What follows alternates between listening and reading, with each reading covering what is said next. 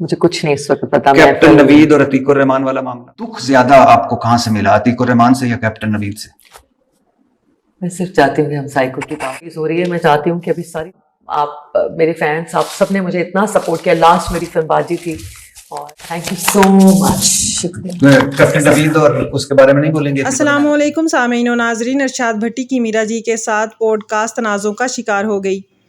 آج کل pod cost کم اور تماشا زیادہ نظر آتا ہے. اداکارہ نے صحافی کو ایسا جواب دیا کہ سب لوگ حیران رہ گئے. کچھ صحافیوں نے پوڈ کاسٹ کا مطلب ہی بدل کر رکھ دیا ہے. ایسا ہی ایک اور تنازع سامنے آیا جس میں صحافی نے میرا جی پر ذاتی سوالات کے حملے کر کے ان کا ذہنی توازن خراب کرنے کی بہترین کوشش کی. میرا جی آج کل اپنی فلم سائیکو کی پروموشن کر رہی ہیں.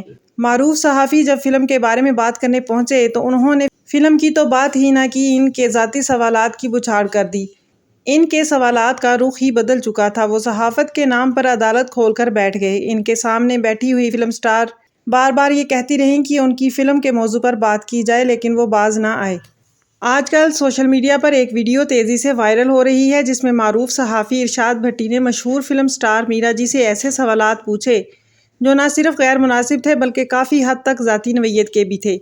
صحافی صحافت کو تماشا بنانے لگے ہیں. بعض لوگوں کا کہنا ہے کہ یہ حد پار کر چکے، لیکن حیران کن بات یہ ہے کہ میرا جی نے ان کے تمام سوالات کا جواب بہت ہی تحمل اور خوش اسلوبی سے دیا ہے. انہوں نے کوئی بھی سخت رد عمل نہیں کیا، ورنہ ایسے موقعوں پر تو بہت سی ایکٹریس تھپڑ مار دیتی ہیں. سوالات کے نتیجے میں اسمائل پاس کی اور پھر شو چھوڑ کر چلی گئیں.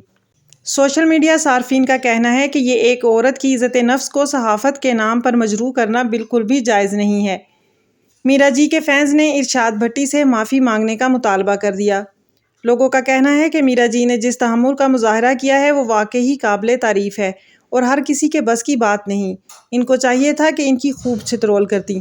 کیا یہ صحافت ہے یا پھر کسی کی ذاتیات پر حملہ کر کے وائرل ہونے کا ایک طریقہ؟